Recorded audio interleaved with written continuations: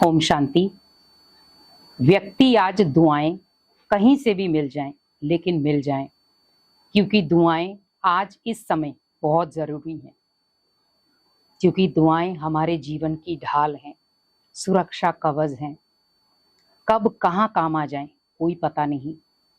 आज व्यक्ति हॉस्पिटल में है, डॉक्टर कहता है सिर्फ दुआएं ही बचा सकती हैं। पूरा परिवार उस मरीज के लिए दुआएं करता है, सभी को कहता है आप सिर्फ दुआ करो, धन तो हम लगा देंगे, आप तो सिर्फ दुआ करो कि ये बच जाए। कई बार दुआओं में भी वो शक्ति नहीं होती कि उस मरीज को बचा सके। क्यों? कई बार कहते हैं भगवान दुआएं भी उस व्यक्ति को नहीं बचा सकी। दुआओं में शक्ति जनरेट करो, क्योंकि दुआएं भी शक्तिहीन कब होती हैं? हम सिर्फ दुआएं मांगते हैं। कई बार वो दुआएं फलदायक नहीं बनती, क्योंकि उनमें जुड़ता है स्वार्थ।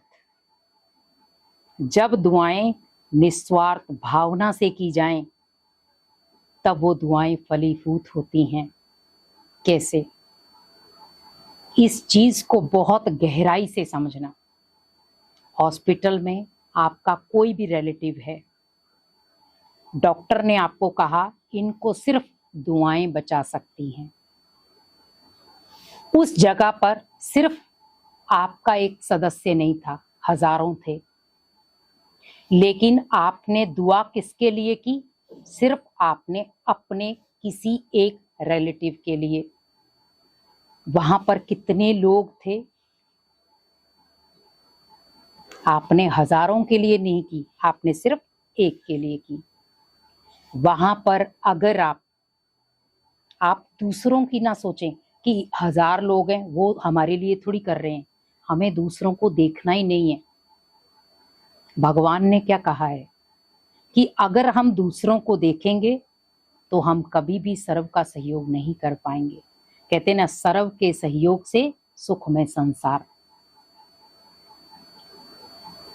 तो आप ये सोचो कि जब मैंने अनेक आत्माओं को दुआएं दी, तो बदले में वो सारी दुआएं इकट्ठी होकर मुझे मिली। तो अब मैंने वो दुआएं क्या की कि भगवान कि ये आत्मा के साथ साथ हॉस्पिटल में जितनी भी आत्माएं हैं, उन सभी आत्माओं के लिए मैं दुआ करूंगी कि वो सारी आत्माएं जल्द से जल्द ठीक हो जाएं और अपने अपने परिवार में चली जाएं।